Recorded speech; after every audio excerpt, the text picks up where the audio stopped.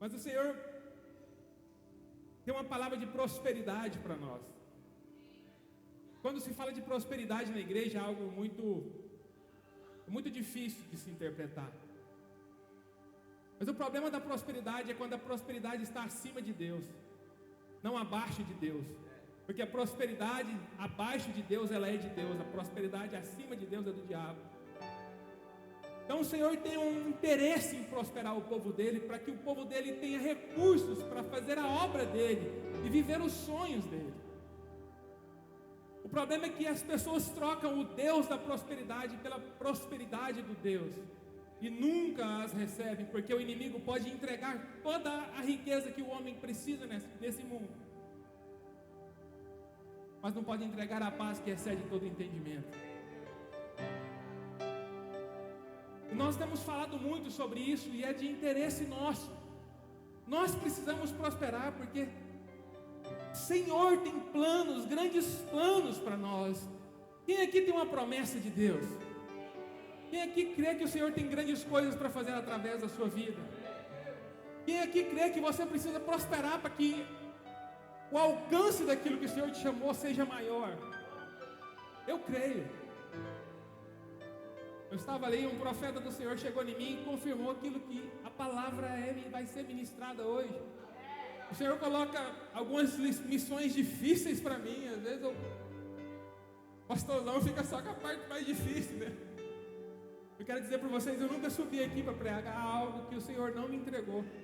Eu prefiro não subir. Eu ligo para alguém e falo assim: o Senhor tem uma palavra para você trazer para a igreja? Tem, então é você. Hoje não é a minha vez.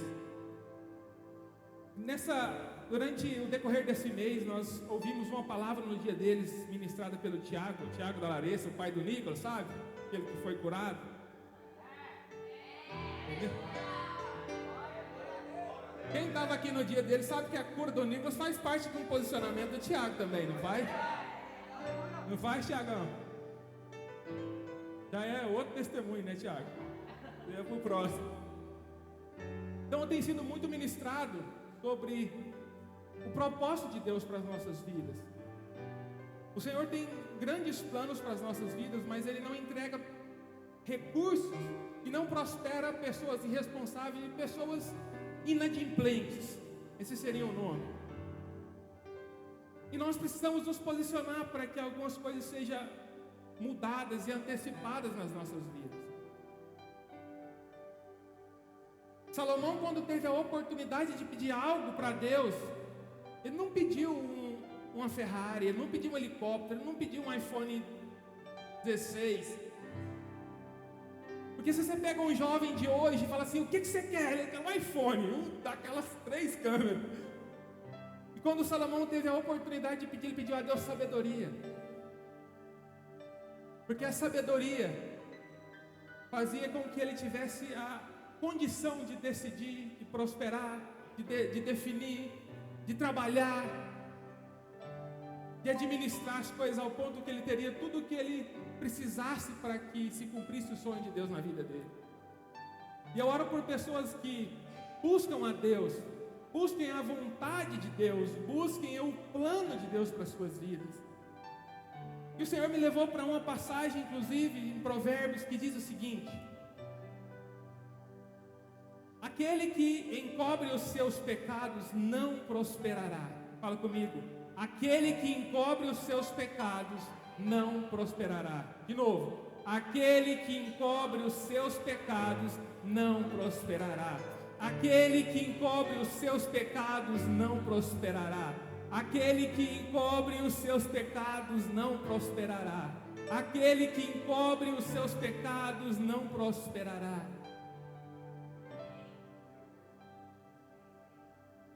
A prosperidade não é você virar para Deus e falar: Deus me prospera. Porque a razão de você viver, a intenção de Deus para a sua vida é te prosperar. O problema é que nós criamos um bloqueio para que Deus faça isso na nossa vida. E hoje, essa palavra mexeu muito comigo, porque a Bíblia diz o seguinte: aquele que encobre os seus pecados nunca, não vai, de forma nenhuma prosperará. Mas quem quer que confesse e os abandone, alcançará a misericórdia de Deus.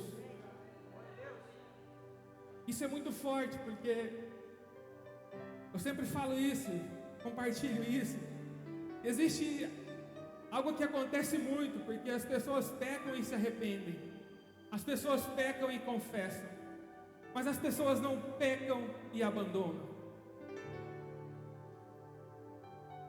A chave não abre uma porta quando você enfia ela pela metade. Para que a porta se abra, você precisa enfiar a chave toda e todos os segredos sejam acionados para que a porta se abra. Então nessa noite eu quero te dizer, empurre a chave mais um pouco. Confesse seus pecados, se arrependa, mas também abandone. A chave para hoje é abandone os seus pecados, abandone a prática do pecado. Isso é algo que é muito difícil. E eu vejo pessoas rodando em círculo por conta desse posicionamento. A gente conhece pessoas arrependidas. Todo dia que você olha para ela está arrependendo do pecado. Todo dia que você olha para ela precisa de alguém para confessar. Quando eu errei, eu pequei, ela chega na igreja caindo. Ela confessa, ela arrepende, ela se prostra todo dia. Mas na primeira oportunidade de cometer novamente, ela comete novamente. Quando o Senhor salva a vida daquela mulher prostituta, Ele diz para ela: vai e não peques mais. Ou seja, vai, até aqui eu te limpei, eu recebo o seu perdão, eu te perdoo, eu te purifico, eu lanço os seus pecados no mar do esquecimento, mas abandone essas práticas. E o que o Senhor está dizendo para você é: abandone as práticas do pecado. Salomão fala isso com muita sabedoria. A sabedoria que Deus deu para ele, que não está disponível na terra dos viventes. E a sabedoria das histórias que ele ouviu do pai dele. Quando Salomão fala isso, ele fala com muita autoridade, porque ele já ouviu o testemunho de pessoas que não abandonaram, que esconderam, que guardaram os seus pecados. Queridos, todos nós temos um passado. Todos nós pecamos, todos nós erramos, todos nós às vezes roubamos, todos nós às vezes prostituímos. E nós confessamos, arrependemos. Mas existem algumas coisas que nós simplesmente guardamos. Nós não perdoamos, nós não reconciliamos, nós não trazemos luz. Muitas coisas ainda nos aprisionam, muitas coisas estão escondidas dentro da nossa vida, coisas que nós cometemos no passado, que está escondida ainda debaixo do alicerce da nossa nova vida. E uma vida alicerçada que vai em cima de pecados não prospera.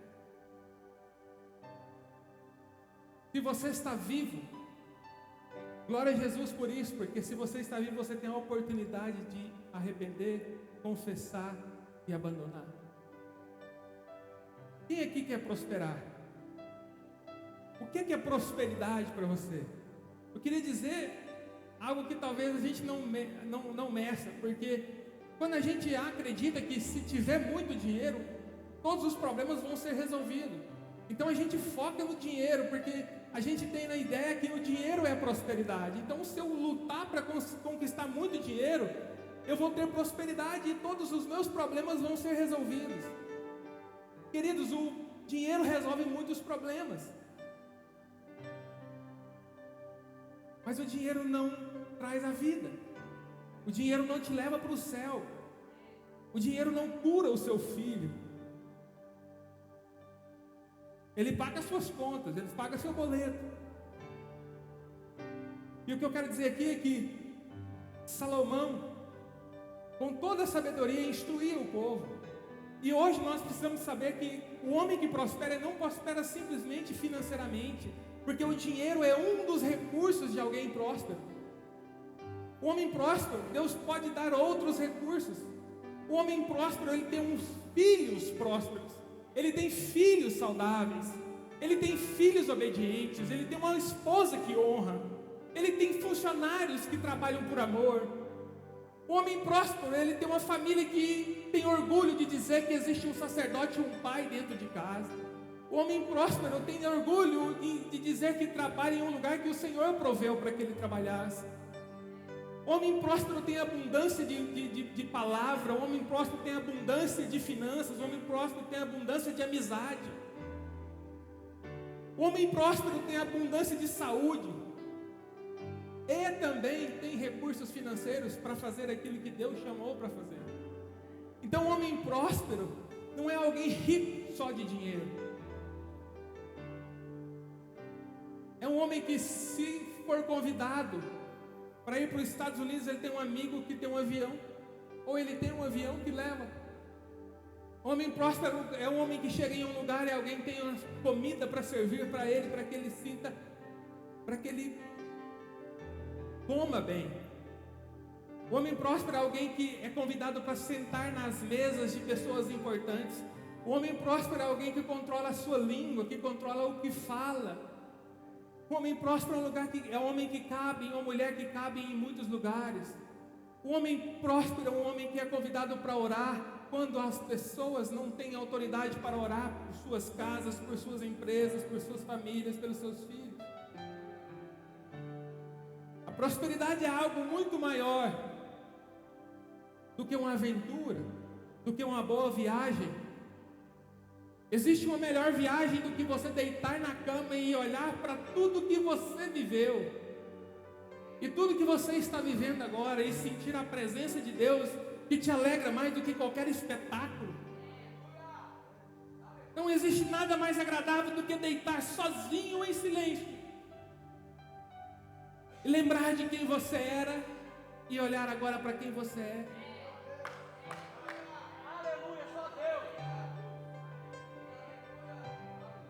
Queridos, quem é próspero é feliz na roça, é feliz na cidade, é feliz nos Estados Unidos, é feliz na Venezuela, é feliz no Japão, é feliz no Jalapão. Quem é próspero é feliz com arroz com ovo que come em casa, no bife de filé que come fora de casa.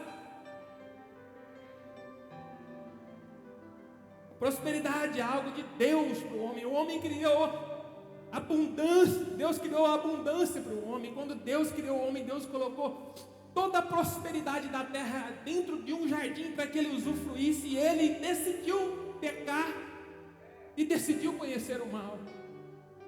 Eu estou falando para pessoas hoje que, se não abandonam os seus pecados, vocês estão escolhendo conhecer o mal. Aqueles que não confessam, que não se arrependem, que não se posicionam, não prosperarão, não prosperará. Correrão, e a sua virilidade vai acabar antes que você prospere.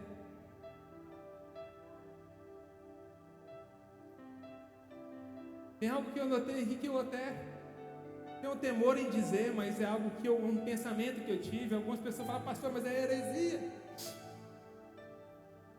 Eu até prefiro dizer que a vida de quem peca e arrepende, mas não abandona, peca, arrepende, mas não abandona, é pior do que a vida de um ímpio. Porque um ímpio, ele vive a vida, deixa a vida me levar, ele curte o momento. Um cara que arrepende, que confessa, mas que não abandona, ele não curte nem a vida nessa vida e nem vai desfrutar da vida eterna com Deus. Se você não quer abandonar a prática, é melhor que você nem seja crente, nem diga que é crente. Ou você é quente ou você é frio, porque os mornos serão vomitados. Pastor, mas é duro demais o que o senhor está dizendo. Sim, mas qual palavra trará vida para você? Não é um lugar morno que o Senhor tem preparado para nós. O Senhor tem vida. O Senhor tem um lugar quente, um lugar cheio de vida, aquecido pelo seu amor, aquecido pela sua provisão, pela sua prosperidade. E aí Salomão fala sobre isso, e eu gostaria de ler com vocês o que aconteceu lá com Acã, em Josué capítulo 7. Um exemplo de que, como o Senhor é justo. Quando Salomão fala com autoridade, com sabedoria, que um homem que não abandona as práticas do pecado não prospera, ele fala de um Deus que ele conhece, um Deus que já fez e já se posicionou como um Deus de justiça. A justiça de Deus é algo que ele cumpre à risca, é algo que ele cumpre e que ele não negligencia. Ele deixa nas nossas mãos a responsabilidade de querer viver o que é certo ou querer viver o que é errado. Ele nos deu o livre-arbítrio não para que a gente escolha fazer o que a gente quer fazer, mas que a gente tenha condições de escolher o que é certo. E a Bíblia diz o seguinte: entretanto, os filhos de Israel cometeram uma transgressão na coisa amaldiçoada, pois Acã, o filho de Carmi, filho de Zabli, filho de Zerá, da tribo de Judá, tomou de coisa amaldiçoada, e a ira do Senhor foi acesa contra os filhos de Israel. Quantas pessoas pegaram a coisa amaldiçoada? Quantas pessoas trouxeram algo amaldiçoado? A ira do Senhor foi acesa contra quem? A ira do Senhor foi acesa contra quem? Contra os filhos de Israel. Nós precisamos cuidar para que os nossos irmãos se posicionem. Nós não podemos aceitar que os nossos irmãos vivam uma vida torpe, uma vida promíscua, uma vida pecaminosa. Nós precisamos estar junto e dizendo: não faça isso, porque fazendo assim toda a família sofre, todo o povo sofre. O Senhor se ira contra nós, o Senhor entristece contra nós. A Bíblia fala: em Josué enviou homens de Jericó para Ai, que fica ao lado de Bet-Avém, ao lado do leste de Betel, e lhes falou dizendo: subam e vejam a região. E os homens subiram e viram Ai. E eles retornaram a Josué e lhe disseram: não deixes que todo o povo suba, mas deixa que cerca de 2 ou 3 mil homens subam e firam a Ai. E não faças com que todo o povo se fadigue para lá, pois eles são poucos. A Bíblia está dizendo que eles sobem para avistar com quem que eles iam lutar. Eles encontram uma proporção pequena de pessoas para lutar contra eles. E eles descem dizendo: Josué, não vamos levar todo mundo não. Vamos levar só uns 2 ou 3 mil para nós aniquilar todo mundo e voltar para casa, beleza. Porque eles sabiam que eles tinham poder de destruição na mão. Eles sabiam que eles tinham capacidade de vencer. Eles sabiam que o inimigo estava vencido. Mas eles não sabiam que existia uma maldição debaixo da tenda de Acã. Mas eles não sabiam que existia um pecado oculto que não foi confessado e não foi abandonado. Foi trago junto com os pertences. E o Senhor sabia, porque o Senhor é onisciente, onipresente, onipotente. Então, confiante, eles entram para essa batalha. A Bíblia fala que eles chegam e são atacados pelo exército, e 36 homens morrem, e os outros saíram correndo, foram tocados até a saída da cidade.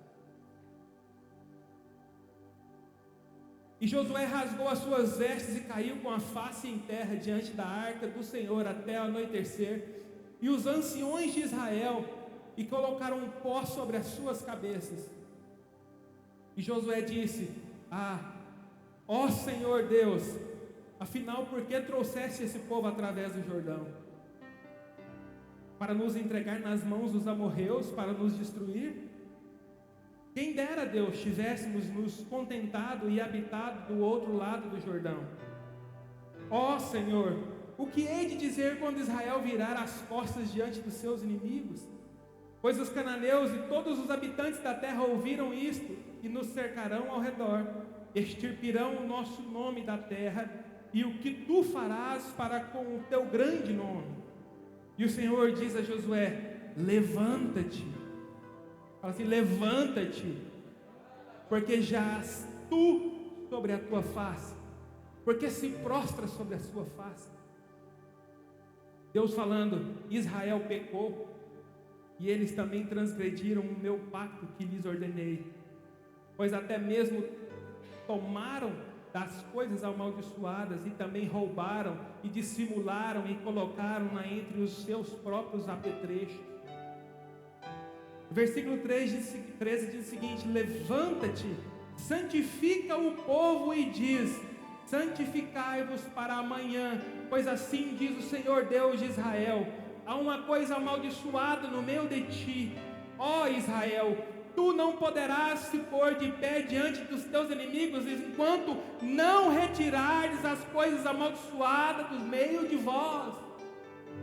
E o que o Senhor está querendo dizer para nós: não se levante diante dos seus inimigos, se você ainda não abandonou e não se arrependeu dos seus pecados.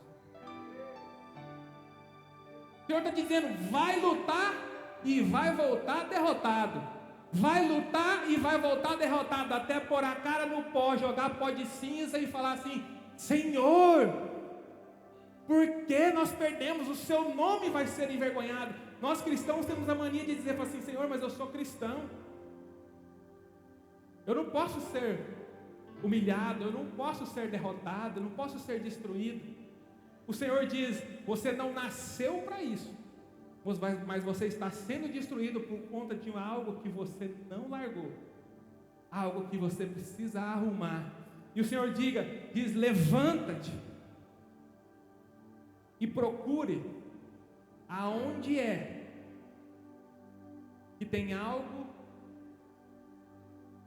oculto, algo que você não abandonou, algo que você não confessou, algo que você não se arrependeu. Porque se não for assim, nem adianta se levantar diante dos seus inimigos. Queridos, isso é muito forte. Vencer as batalhas diárias é mais importante do que prosperar. Nós queremos vencer as batalhas sem abandonar o pecado. Nós vamos ser humilhados toda vez que nós levantarmos para guerrear, projetado em cima dos nossos pecados ocultos que não foram confessados, que não foram abandonados.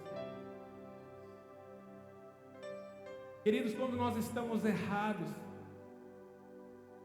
nós temos a certeza, não é a sensação, eu sei o que eu estou falando, nós temos a certeza de que quando nós oramos, Deus já olha para a gente assim, ó.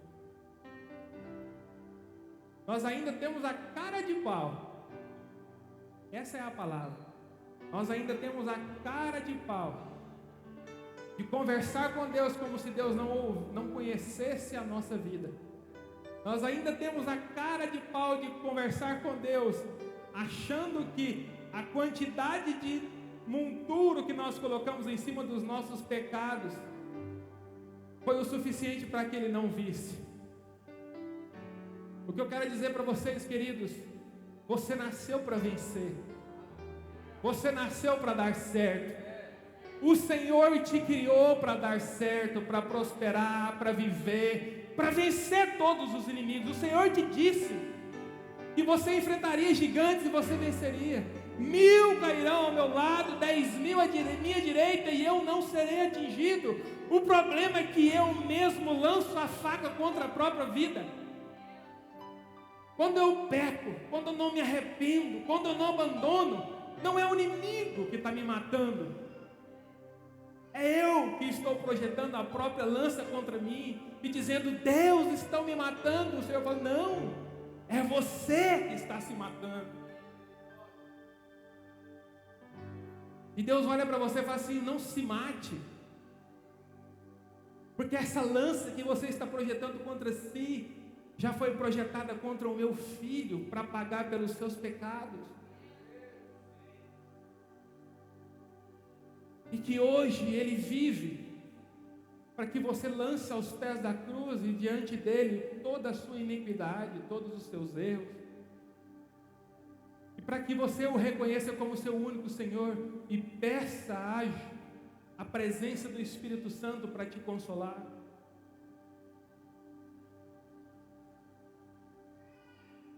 E a Bíblia fala que Deus fala para Josué: procura nas províncias, procura nas tendas, procura nos homens, procura nos filhos, entra dentro da casa, levanta o tapete, arrasta o sofá, e enquanto vocês não encontrar, não para. A Bíblia fala que foi fechando o cerco, foi fechando o cerco. E no versículo 20 a Bíblia diz o seguinte: e Acã respondeu a Josué e disse: em verdade eu pequei contra o Senhor, Deus de Israel, e fiz assim: quando vi entre os despojos uma boa veste babilônica, e 200 cheques de prata, e uma cunha de ouro que pesava 50 cheques, eu os cobicei e os apanhei, e eis que estão escondidos na terra, no meio da minha tenda, e a prata debaixo dela. Olha só que aqui não fala de promiscuidade, aqui não fala de adultério, aqui não fala de roubo, aqui fala de algo que encantou Acã. As roupas, as vestes babilônicas atraiu, a ponto dele desejar recolher e esconder. O dinheiro, a prata, os cheques, não sei o que significa checkers, o que você sabe o que significa? E a Bíblia fala que eles pegaram tudo do meio da tenda e trouxeram até Josué e até todos os filhos de Israel e puseram diante do Senhor.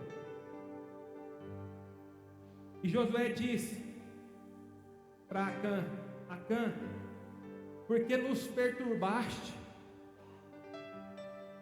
Você perturbou todo Israel, porque escolheu esconder, construir em cima dos seus pecados. Estou dizendo que nós somos uma igreja, queridos, que não quer que você construa a sua vida em cima dos pecados, em cima das suas iniquidades, em cima das maldições que vêm sobre a sua casa. Levante suas mãos e fala assim: existe na minha vida uma maldição escondida, existe na minha vida um pecado que eu não consigo abandonar, porque a igreja serve para isso, a igreja está aqui para isso, para que nós estendamos as mãos e falamos: vamos juntos, levanta, se arrependa e abandona, porque nós não queremos ver. E o Senhor, aí Josué fala: porque nos perturbaste, o Senhor te perturbará nesse dia. E todo Israel apedrejou e os queimaram no fogo depois de os terem apedrejado. Versículo 26. E levantaram sobre ele uma grande pilha de pedras que até hoje existe. Assim, o Senhor se voltou do ardor da sua ira. A Bíblia fala que desde o dia que ele trouxe a maldição e escondeu, o Senhor se irou contra ele, contra aquele povo.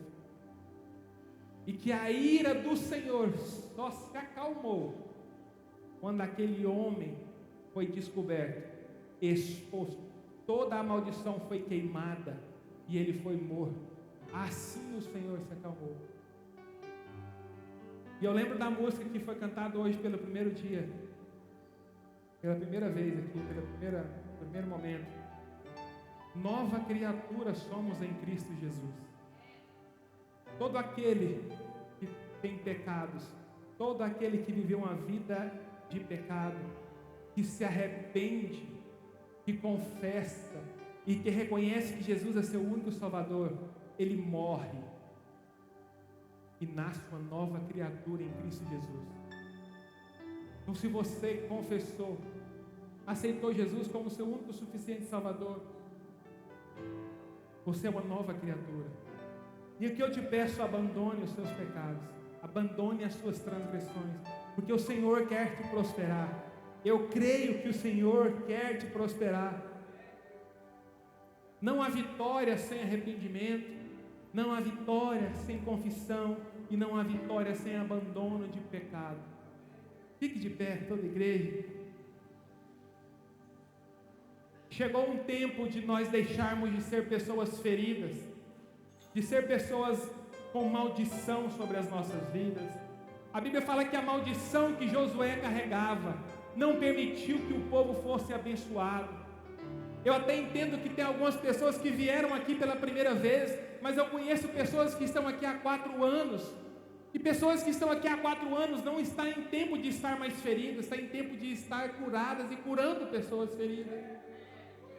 E o problema de pessoas se manterem feridas é que elas não abandonam as práticas erradas. A Bíblia diz, mas o Senhor é médico dos médicos, o Senhor veio para os feridos, para os cansados, para os desanimados. Mas o Senhor também te levantou para ajudar os que estão feridos. O Senhor te levantou para ser curado e curar vidas. O Senhor te levantou e te transformou para que vidas sejam transformadas. A igreja não é um lugar para preservar pecadores. A igreja é um lugar onde o pecador chega e é transformado. E vira um transformador, um profeta, um homem de Deus. Mais do que importante a nossa cura é o poder que está sobre nós de curar pessoas. O Senhor diz que obras maiores nós ainda faríamos, porque o Senhor anseia que nós nos posicionamos, o Senhor almeja que a partir das nossas mãos saia cura.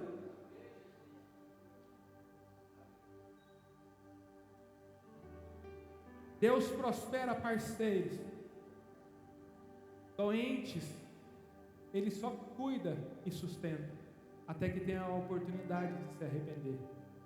O Senhor precisa de parceiros, o Senhor precisa de companheiros, o Senhor precisa de homens e mulheres fiéis. Se eu tivesse que pedir uma coisa para vocês hoje, era que vocês fechassem os seus olhos neste momento e que não tivesse que ser o Josué que prostrasse e jogasse pó sobre o seu corpo, que não fosse alguém que fizesse esse papel por você, que fosse você mesmo que se prostrasse diante de Deus e falasse: Deus, me mostre por que eu não venço nenhuma batalha, me prostre porque toda vez que o inimigo se levanta diante de mim, ele vence, me mostra porque toda vez que eu me levanto em teu nome eu sou envergonhado, me mostre porque a minha vida não flui, não prospera, não é abençoada, porque minha família não vive em paz, porque minha esposa não me honra, porque meus filhos não me obedecem. Se coloque diante de Deus e fala assim: Deus, aonde é que eu estou errando? Então é uma pergunta muito difícil, porque a gente sabe que erra muito, mas a gente não consegue pronunciar aonde é que nós erramos, nem para nós mesmos, porque nós nos convencemos que o nosso erro e o nosso pecado fazem parte da nossa vida. Eu quero te dizer, o pecado não faz parte da vida de um cristão, o pecado não faz parte de um homem transformado, o pecado não faz parte de uma mulher virtuosa, o pecado não faz parte da vida de um homem, de uma mulher que o Senhor criou com planos e projetos. Nessa noite apresente para Jesus e fala assim: Jesus, eu me arrependo, eu renuncio, eu confesso, eu abandono, e amanhã, segunda-feira, na primeira oportunidade, eu quero que o seu nome seja glorificado na minha renúncia.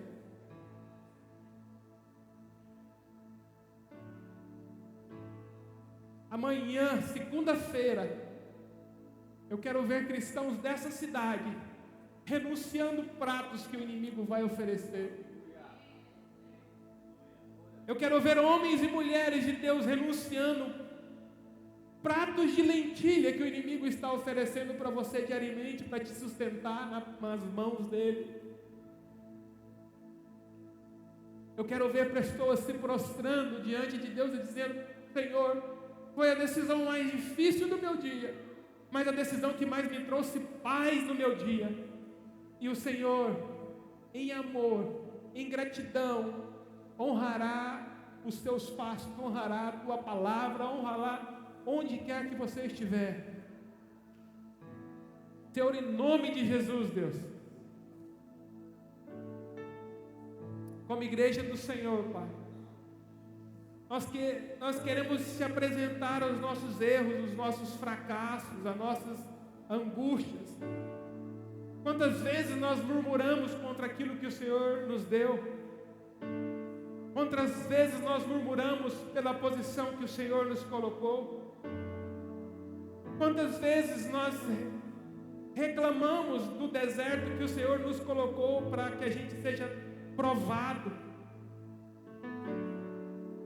Quantas vezes nós aceitamos prato de lentilha e renunciamos à herança do Senhor sobre nossas vidas?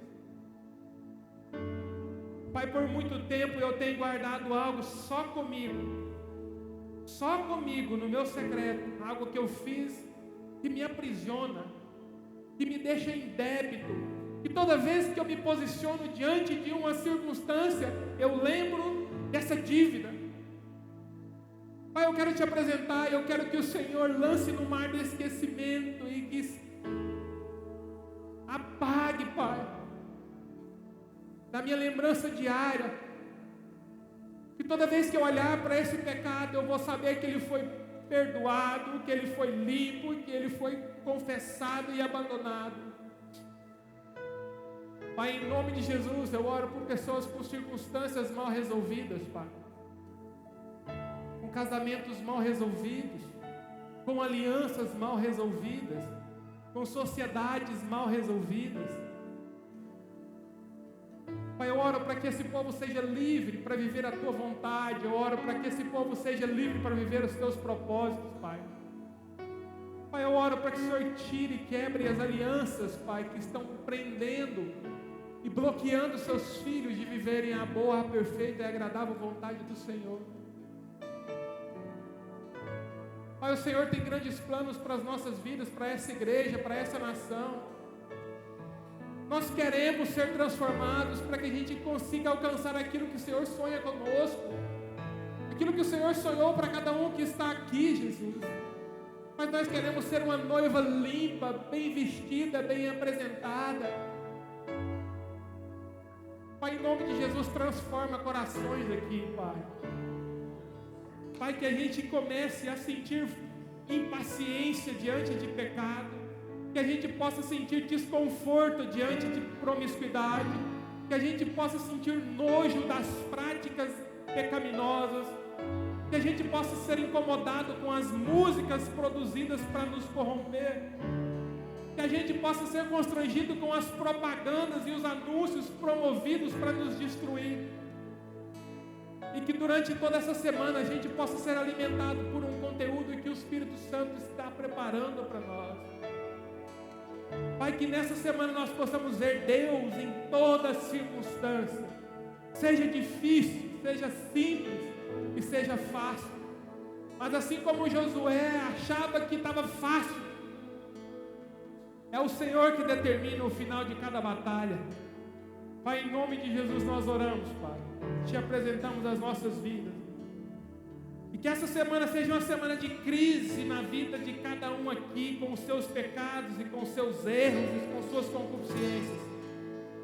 Que essa semana seja uma semana de luta contra as suas renúncias necessárias.